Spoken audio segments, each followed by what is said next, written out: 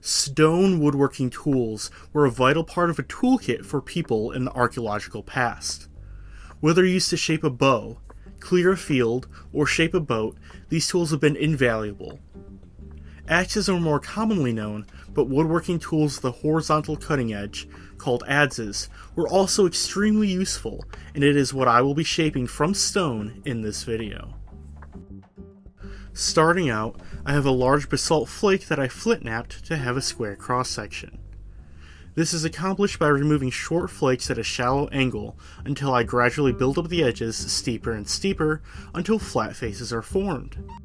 Adze blades like this are part of a Polynesian style. In a future video, I'll do a more in-depth replica of one of these and discuss their archaeological context rather than just taking inspiration. I begin by grinding the adze preform against sandstone to shape it.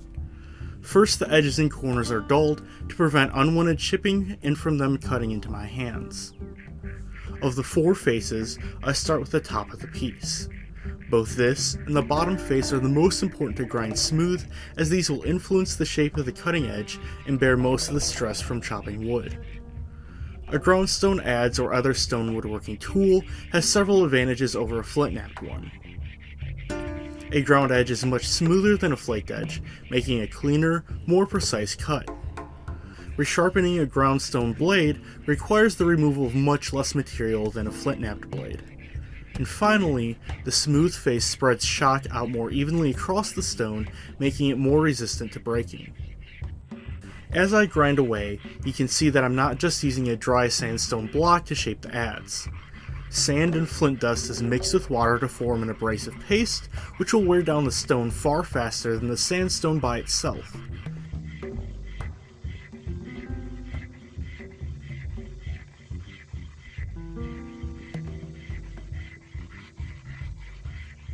As I grind both the top and bottom of the adze, you can see that I focus much more on the front half than the back. Functionally, polishing the back of the adze blade will give me little benefit, so I focus on the portion while I'll be making the cutting edge. With the top and bottom faces close to being as ground as I would like, I start grinding the sides. Again, the portion closest to the edges and corners are the most important to grind smooth, reducing the risk of breakage. I'm also trying to grind down several prominent high spots, which may look unappealing. There are several flake scars which I did not grind out. Some of these might take hours to remove, and for this piece, I don't mind the presence of a few.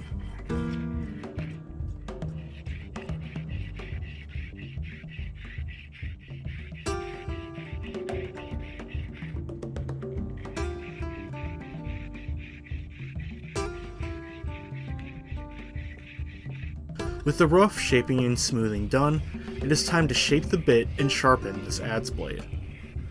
I focus my efforts on the bottom face, paying close attention to the angle to make a sharp but strong cutting bit.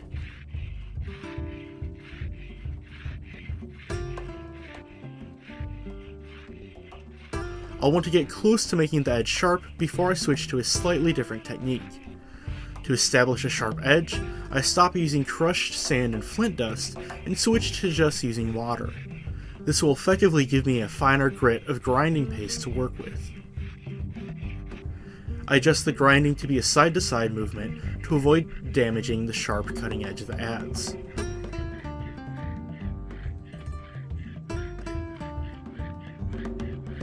Selecting a handheld piece of even finer sandstone, I can truly make this as sharp as I need.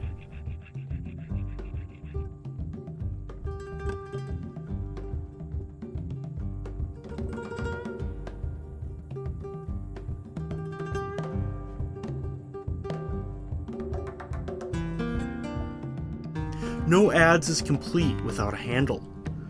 With the blade finished, I select a branch of an already filled apple tree, which is why I didn't use stone tools to remove it from the trunk. Using an adze with a flint-knapped blade, I begin by removing the bark and thinning the handle to the desired shape.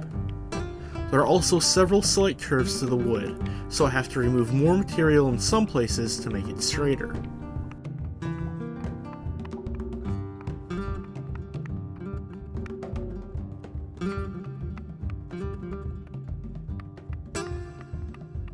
I want the handle to be oblong or slightly squared in cross-section rather than round, and this will prevent the adze handle from rotating in my hand while in use.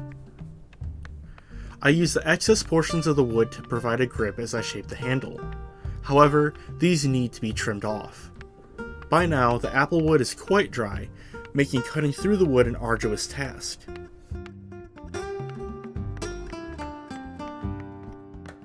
I continue to shape and refine the handle between trimming sessions.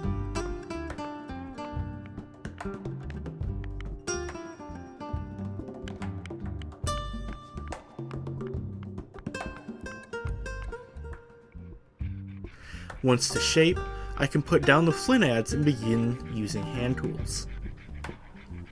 Simple flint flakes with steeply shaped edges provide wonderful spoke shaves and planers. These allow me to refine the final shape and smooth it out.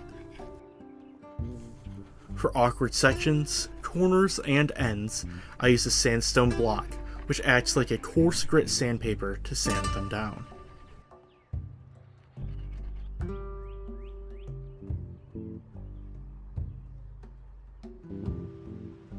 With the handle done, it is time to bind the adze blade to it and form the complete tool.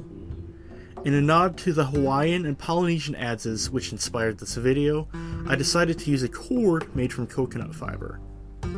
To haft the blade, I wrap the cord around the blade and handle while continuing to maintain tension, ensuring a tight fit.